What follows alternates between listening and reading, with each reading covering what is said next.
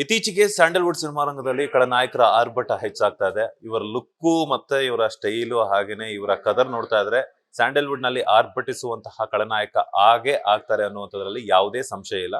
ಸ್ವತಃ ಸೂರ್ಯ ಅವರು ನಮ್ಮ ಬಾಸ್ ಟಿವಿ ಜೊತೆ ಸಿಕ್ಕಿದ್ದಾರೆ. ನಾನು ಮಾತನಾಡಿಸ್ತಾ ಹೋಗ್ತೀನಿ. ಮಾಯಾವಿ ಸಿನಿಮಾದಲ್ಲಿ ಖಳನಾಯಕನಾಗಿ ಆರ್ಭಟಿಸೋದಕ್ಕೆ ರೆಡಿ ಆಗಿದ್ದಾರೆ. ಸರ್ ನಮಸ್ತೆ, ಹೇಗಿದ್ದಾರೆ? ನಮಸ್ತೆ ಸರ್, ಚೆನ್ನಾಗಿದೆ. ನೀವು ಹೇಗಿದ್ದೀರಾ? ನಾನು ಸೂಪರ್ ಆಗಿದ್ದೀನಿ. ಏನಕ್ಕೆ ವಿಲನ್ ಆಗ್ಬೇಕು ಅಂತ ಅನ್ಕೊಡ್ರಿ ಫಸ್ಟ್? ಸರ್, ಮೊದಲು ವಿಲನ್ ಆಗ್ಬೇಕು ಅಂತ ಅನ್ಕೊಳ್ಳೇ ಇಲ್ಲ. ಬಟ್ ಮೊದಲು ಡಿ ಬಾಸ್ ಅವ್ರ ಜೊತೆ ಸ್ನೇಹಿತನ ಪಾತ್ರ ಮಾಡಿದ್ದು.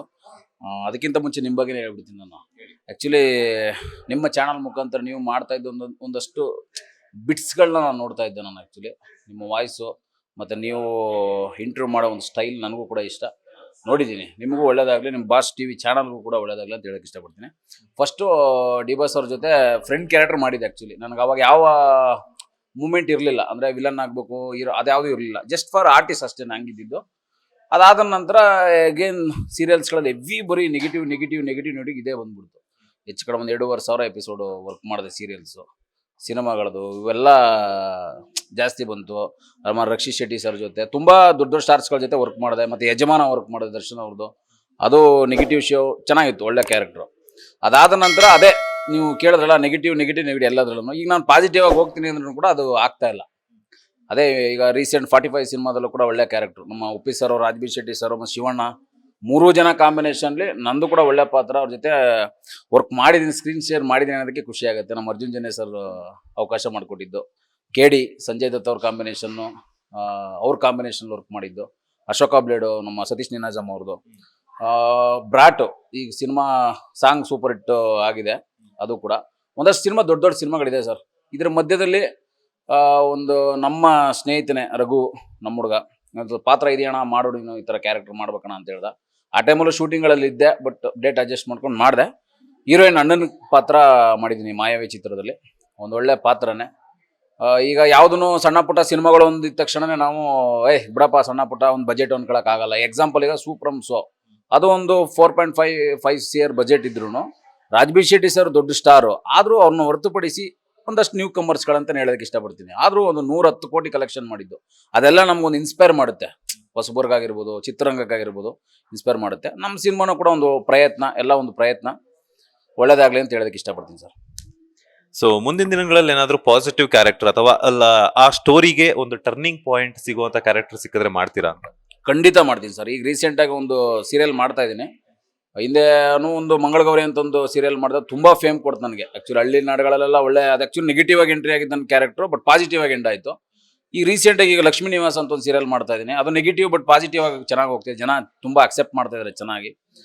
ಪಾಸಿಟಿವ್ ಪಾತ್ರಗಳು ಕಲಾವಿದ ಅಂತ ಬಂದಾಗ ಎಲ್ಲ ಥರ ಪಾತ್ರ ಮಾಡ್ಬೇಕು ಸರ್, ಎಲ್ಲ ಥರ ಪಾತ್ರ ಮಾಡಬೇಕು. ಬಟ್ ನನಗೆ ಅದು ನೆಗೆಟಿವೇ ಜಾಸ್ತಿ ಬರ್ತಾ ಇದೆ, ಅವಕಾಶಗಳು ಬರ್ತಾ ಇದೆ. ಪ್ರಿಯಾಂಕಾ ಉಪೇಂದ್ರ ಅವ್ರದ್ದು ಉಗ್ರಾವತಾರ, ಮತ್ತು ಈಗ ನೋಡಿ ಒಂದು ಸರಳ ಪ್ರೇಮ ಕಥೆ ಮಾಡಿದೆ ವಿನಯ್ ರಾಜ್ಕುಮಾರ್ ಅವ್ರ ಜೊತೆ, ದೊಡ್ಡ ಮನೆ ಹುಡುಗ. ಅವ್ರ ಜೊತೆ ಸ್ಕ್ರೀನ್ ಶೇರ್ ಮಾಡಿದಾಗ ನಂದಲ್ಲಿ ನೆಗೆಟಿವ್ ಅಂತ ಇರಲಿಲ್ಲ, ಪಾಸಿಟಿವ್ ಆಗಿದೆ. ಜನ ಕಾಮಿಕ್ ಆಗಿ ತಗೊಂಡ್ರು ಒಂದು ಸರಳ ಪ್ರೇಮ ಕಥೆ. ಈಗ ಒಂದಿಷ್ಟು ನೆಕ್ಸ್ಟ್ ಇರೋ ಸಿನಿಮಾಗಳೆಲ್ಲ ನೆಗೆಟಿವ್, ಬಟ್ ಪಾಸಿಟಿವ್ ಅವಕಾಶ ಬಂದರೆ ಖಂಡಿತ ಮಾಡ್ತೀನಿ. ದರ್ಶನ್ ಅವರೊಟ್ಟಿಗೆ ಫ್ರೆಂಡ್ ಕ್ಯಾರೆಕ್ಟರ್ ಮಾಡಿದ್ರಿ ಅಂತ ಹೇಳಿದ್ರಿ, ಯಜಮಾನ ಸಿನಿಮಾದಲ್ಲೂ ಮಾಡಿದ್ರಿ ಅಂತ ಹೇಳಿದ್ರಿ. ಸೊ ಇದ್ರೆ ನೆಮ್ಮದಿ ಆಗಿರ್ಬೇಕು ಅನ್ನುವಂತಹ ಡೆವಿಲ್ ಸಾಂಗ್ ಈಗ ಸಿಕ್ಕಾಪಟ್ಟೆ ಹೈಪ್ ಅನ್ನ ನಿನ್ನೆಯಿಂದ ಕ್ರಿಯೇಟ್ ಆಗಿದೆ. ಸೊ ನಿಮ್ಗೆ ಎಕ್ಸ್ಪೆಕ್ಟೇಷನ್ಸ್ ಇದೆ ಡೆವಿಲ್ ಮೇಲೆ, ಹಾಗೇನೆ ಸಾಂಗ್ ಬಗ್ಗೆ ಏನ್ ಹೇಳ್ತೀರಾ ಅಂತ? ಸರ್, ಸಾಂಗ್ನ ನೋಡಿದೆ. ಆ್ಯಕ್ಚುಲಿ ಎಲ್ರಿಗೂ ಜೀವನದಲ್ಲಿ ಎಷ್ಟೇ ಸ್ಟ್ರಗಲ್ ಮಾಡಿದ್ರು, ಎಷ್ಟೇ ಕೋಟಿಗಟ್ಟಲೆ ದುಡ್ಡಿದ್ರು, ಏನೇ ಇದ್ರೂ ಕೂಡ ಲೈಫಲ್ಲಿ ಯಾವುದೇ ಒಬ್ಬ ವ್ಯಕ್ತಿ ಬಯಸೋದು ನೆಮ್ಮದಿ ಇರಬೇಕು ಜೀವನದಲ್ಲಿ ಅಂತ. ಇದ್ರೆ ನೆಮ್ಮದಿಯಾಗಿರ್ಬೇಕು ಅನ್ನೋದೊಂದು ಕ್ಯಾಪ್ಷನ್ ತುಂಬ ಅದ್ಭುತವಾಗಿದೆ. ಸಾಂಗ್ ಕೂಡ ತುಂಬ ಅದ್ಭುತವಾಗಿ ಮಾಡಿದ್ದಾರೆ. ಮತ್ತು ಸಿನಿಮಾ ಕೂಡ ಅಷ್ಟೇ ಅದ್ಭುತವಾಗಿರುತ್ತೆ ಅಂತ ನಾನು ನಂಬಿದ್ದೀನಿ. ಇದು ನಮ್ಮ ಸಾಂಗ್ ನೋಡಿದೆ. ಜೊತೆಗೆ ಈಗ ನಮ್ಮದು 45 ಸಿನಿಮಾನು ಕೂಡ ಡಿಸೆಂಬರ್ 25 ರಿಲೀಸ್ ಆಗ್ತಿದೆ. ಇದು ಡಿಸೆಂಬರ್ 12 ರಿಲೀಸ್ ಆಗ್ತಿದೆ. ಬಟ್ ಎರಡೂ ನಮ್ಮ ಕನ್ನಡ ಸಿನಿಮಾಗಳೇ. ಸಿನಿಮಾ ಬಗ್ಗೆ ನಾನು ಹೋಪ್ಸ್ ಇಟ್ಕೊಂಡಿದ್ದೀನಿ. ಖಂಡಿತವಾಗ್ಲೂ ಒಂದು ಹಿಟ್ ಆಗುತ್ತೆ ಅಂತ ನಾನು ನಂಬಿದ್ದೀನಿ sir. Cinema devil friend character ಮಾಡಿರೋದ್ರಿಂದ ನೀವು ಅವ್ರ ಜೊತೆ ಒಂದಷ್ಟು ಟೈಮ್ ಅನ್ನ ಸ್ಪೆಂಡ್ ಮಾಡಿರ್ತೀರಾ. ಸೊ ಅವರೊಟ್ಟಿಗೆ ಕಳೆದಂತಹ ಒಂದು ಸಮಯದ ಬಗ್ಗೆ ನಮ್ಮ ವೀಕ್ಷಕರ ಜೊತೆ ಹಂಚ್ಕೊಳ್ಳೋದಾದ್ರೆ? ಸರ್, ಖಂಡಿತವಾಗ್ಲೂ ಸರ್. ಆ್ಯಕ್ಚುಲಿ ಇವಾಗ ನಾನು ಇಂಟರ್ವ್ಯೂಗೆ ಬಂದಿದ್ದೀನಿ. ಬೆಂಗಳೂರಿಗೆ ಬಂದ ನಂತರ ನಾನು ಬೈಕ್ ತುಂಬ ಮುಖ್ಯ ಜೀವನದಲ್ಲಿ. ಯಾಕಂದ್ರೆ ನಮಗೆ ಕಲಾವಿದರುಗಳು ಓಡಾಡೋದಕ್ಕೆ ಅವ್ರು ಕೊಟ್ಟು ದುಡ್ಡಿಂದನೇ ನಾನು ಬೈಕ್ ತಗೊಂಡಿರೋದು. ದರ್ಶನ್ ಸರ್ ಕೊಟ್ಟು ದುಡ್ಡಿಂದನೇ. ಸಂಗೊಳ್ಳಿ ಸಿನಿಮಾದಲ್ಲಿ ಹೆಚ್ಚು ಕಡಿಮೆ ಒಂದು 45 ಡೇಸ್ ವರ್ಕ್ ಮಾಡಿದ್ದೀನಿ ಅವ್ರ ಜೊತೆ. ನಮಗಂತೂ ತುಂಬ ಜನ, ನನ್ನನ್ನು ಬಿಟ್ಟು ಆ ಸಿನಿಮಾದಲ್ಲಿ ವರ್ಕ್ ಮಾಡಿರೋರು ಎಷ್ಟೋ ಜನ ಕಲಾವಿದರುಗಳನ್ನ ಕೇಳ್ಬೋದು. ಅವ್ರ ಸಿನಿಮಾದಲ್ಲಿ ಈ ನಮ್ಮ ನಾನ್ ವೆಜ್ ಊಟ ಎಲ್ಲ ಟೆಕ್ನಿಷಿಯನ್ಸ್ಗಳು ಯಾವುದಕ್ಕೂ ಬರಾನೇ ಇಲ್ಲ. ಅಷ್ಟು ಅದ್ಭುತವಾಗಿರುತ್ತೆ ಪ್ರೊಡಕ್ಷನ್ಸ್ ಎಲ್ಲ ಅವ್ರದ್ರಲ್ಲಿ. ಅವರು ತುಂಬಾ ನಮಗೆ ಆ ಸಿನಿಮಾದಲ್ಲಿ ಯಾವುದೋ ಒಂದು ಬ್ರೇಕ್ ಟೈಮಲ್ಲಿ ಒಂದಷ್ಟು ಇಟ್ಗಳಪ್ಪ ಹಿಂಗೆ ದುಡ್ಡು ಅಂತ ಕೊಟ್ಟಿದ್ದವ್ರು ನಮಗೆ. ಕೊಟ್ಟಿದ ತಕ್ಷಣ ನಾನು ಅದನ್ನು ಸೇವ್ ಮಾಡಿ ಇಟ್ಕೊಂಡು ಒಂದು ಬೈಕ್ ತಗೊಂಡೆ. ಇವತ್ತು ಅದೇ ಮೆಮೊರಿಗೋಸ್ಕರ ದರ್ಶನ್ ಸರ್ ಮೆಮೊರಿಗೋಸ್ಕರ ಒಂದು ಬೈಕ್ ಇಟ್ಕೊಂಡಿದ್ದೀನಿ, ಅದೇ ಬೈಕಲ್ಲಿ ಓಡಾಡ್ತಿದ್ದೀನಿ. ಅದಾದ ನಂತರ ಯಜಮಾನ ವರ್ಕ್ ಮಾಡಿದೆ. ಬಟ್ ಅದು ಥಿಯೇಟ್ರಲ್ಲಿ ಆಗಿರ್ಬೋದು ಮತ್ತು ಸೋಷಿಯಲ್ ಮೀಡಿಯಾ ಆಗಿರ್ಬೋದು, ನನಗೊಂದು ಫೈಟ್ ಮಾಡೋನು ಕೂಡ ಅದ್ಭುತವಾದ ರೆಸ್ಪಾನ್ಸ್ ಸಿಗ್ತು ಯಜಮಾನ.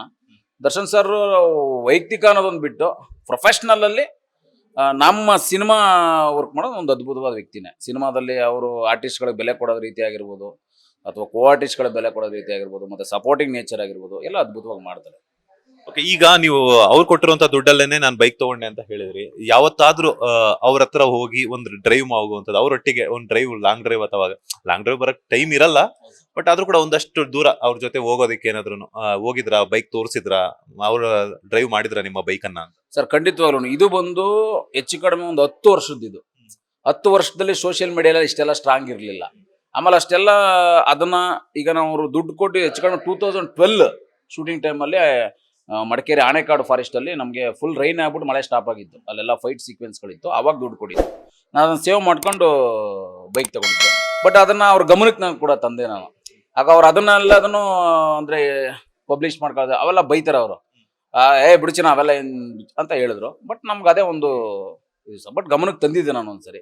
ಯಜಮಾನ ಶೂಟಿಂಗ್ ಟೈಮಲ್ಲೂ ನಾನು ಅದೇ ಬೈಕ್ ಅಣ್ಣ ನೀವು ಕೊಟ್ಟು ದುಡ್ಡು ಹಿಂಗೆ ಸೇವ್ ಮಾಡೋ ಅದೇ ಬೈಕ್ ತಗೊಂಡಿದ್ದೀನಿ ಅಣ್ಣ, ಇಲ್ಲ ಹೆಗಲು ಮುಟ್ಬಿಟ್ಟು ಅವ್ರೆಲ್ಲೋ ಚಿನ್ನ ಅಂತ ಎಲ್ಲರೂ ಹಂಗೆ ಮಾತಾಡಿಸ್ತಾರೆ. ಮತ್ತೆ ಆಕ್ಷನ್ ಸೀಕ್ವೆನ್ಸ್ಗಳಲ್ಲಿ ಫೈಟ್ ಮಾಡ್ಬೇಕಾದಾಗ ನನಗಂತಲ್ಲ ತುಂಬಾ ಜನ ಫೈಟರ್ಸ್ಗಳಿಗೆ ಅವ್ರು ಫೈಟ್ ಮಾಡಿ ಏನಾದ್ರು ಸಣ್ಣ ಪುಟ್ಟ ಏಟ್ಗಳು ಏನೇ ಬಿತ್ತು ಅಂದ್ರೂ ಅದೊಂದು ಕೈ ಹಿಂಗೆ ಬಂದಿರುತ್ತೆ. ಅದರಲ್ಲಿ ಎಷ್ಟೋ ದುಡ್ಡು ಇರ್ತದೆ.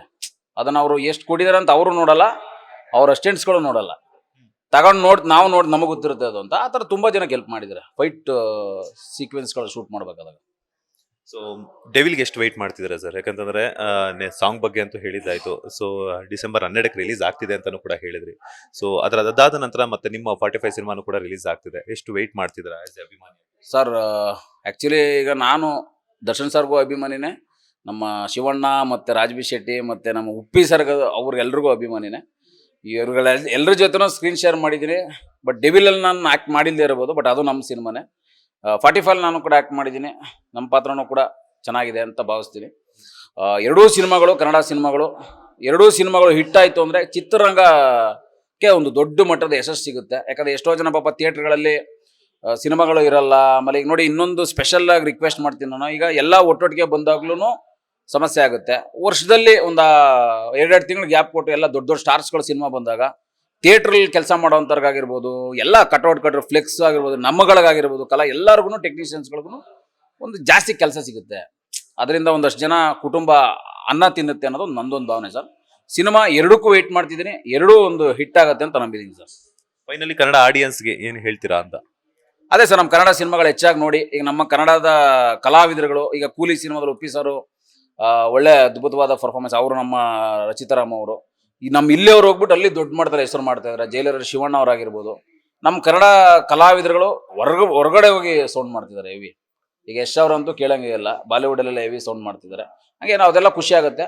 ನಾವರೆಲ್ಲ ನಮ್ಮ ಕನ್ನಡದವರು. ಕನ್ನಡ ಸಿನಿಮಾಗಳು ಹೆಚ್ಚಾಗಿ ನೋಡಿ, ಪ್ರೋತ್ಸಾಹಿಸಿ, ಆಶೀರ್ವದಿಸಿ ಅಂತ ಕೇಳ್ಕೊಂತೀನಿ sir. Thank you so much. ಒಳ್ಳೆದಾಗ್ಲಿ. ಮಾಯಾವಿ ಸಿನಿಮಾ ಅದರೊಟ್ಟಿಗೆ ಇನ್ನಷ್ಟು ಪ್ರಾಜೆಕ್ಟ್ಗಳಲ್ಲಿ ನೀವು ಕೆಲಸ ಮಾಡ್ತೀರಾ. ದೊಡ್ಡ ನಟರ ಜೊತೆ ನೀವು ಸ್ಕ್ರೀನ್ ಶೇರ್ ಮಾಡ್ಕೊಂತಿದ್ದೀರಾ. ಅದೇ ರೀತಿ ನಿಮ್ಮ ಜರ್ನಿ ಕಂಟಿನ್ಯೂ ಆಗಲಿ. ನೀವು ಅನ್ಕೊಂಡಿರೋ ಹಾಗೆ ಪಾಸಿಟಿವ್ ಮತ್ತೆ ನೆಗೆಟಿವ್ ಎಲ್ಲ ರೋಲ್ಗಳಲ್ಲೂ ಮಿಂಚಿ ಮತ್ತಷ್ಟು ಅವಕಾಶಗಳು ನಿಮ್ಗೆ ಸಿಗಲಿ. All the best. ಖಂಡಿತ ಸರ್. Thank you. ನಿಮಗೂ ಒಳ್ಳೇದಾಗಲಿ. ಬಾಸ್ ಚಾನಲ್, TV ಚಾನಲ್ ಕೂಡ ಒಳ್ಳೇದಾಗಲಿ ಅಂತ ವಿಶ್ ಮಾಡಿ. ನಿಮಗೂ ಪರ್ಸನಲ್ ಒಳ್ಳೇದಾಗಲಿ ಸರ್. Thank you. ಇದಾಗಿತ್ತು ನಟ ಸೂರ್ಯ ಅವರ ಮಾತು. ಕ್ಯಾಮ್ರಾ ಪರ್ಸನ್ ರವಿಚಂದ್ರ ಜೊತೆ Manjunath Srinivas, boss TV Kannada, Bengaluru. Latest ಹಾಗೂ ಇಂಟ್ರೆಸ್ಟಿಂಗ್ ಸುದ್ದಿಗಳಿಗಾಗಿ ಬಾಸ್ TV ಕನ್ನಡ ಚಾನೆಲ್ನ ಸಬ್ಸ್ಕ್ರೈಬ್ ಮಾಡಿ. ಹಾಗೆಯೇ ಬೆಲ್ ಐಕಾನ್ ಪ್ರೆಸ್ ಮಾಡಿ. ಇದರ ಜೊತೆಗೆ ಫೇಸ್ಬುಕ್, ಇನ್ಸ್ಟಾಗ್ರಾಮ್, X ನಲ್ಲೂ ಮಿಸ್ ಮಾಡದೆ ಫಾಲೋ ಮಾಡಿ.